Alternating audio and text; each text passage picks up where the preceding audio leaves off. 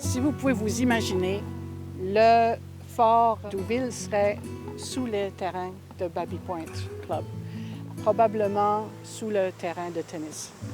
À cette époque-là, ça aurait été la première présence française à l'endroit qu'on appelle Toronto maintenant. C'était en 1720, un peu au nord de l'embouchure de la rivière Humber. Les Français veulent s'accaparer du lucratif marché de la fourrure, dominé par les Anglais, au sud du lac Ontario. Les Français étaient motivés à interrompre ou intercepter ce commerce-là et convaincre les Autochtones de faire affaire avec eux de ce côté-ci de la rivière. Ça économisait quand même du temps de voyage.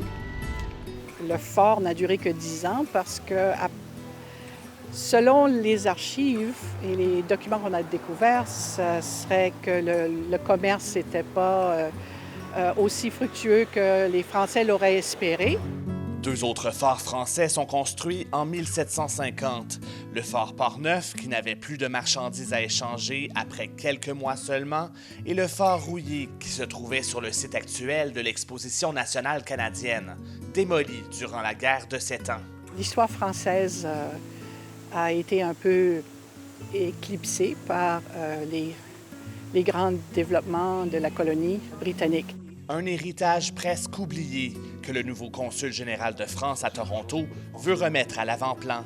Quand j'ai rencontré le maire en début d'année, c'était une révélation pour tout le monde de ressortir ce fascicule. Venant lui-même d'une ancienne colonie française dans le sud de l'Inde, le diplomate admet que l'impérialisme français a aussi un côté sombre.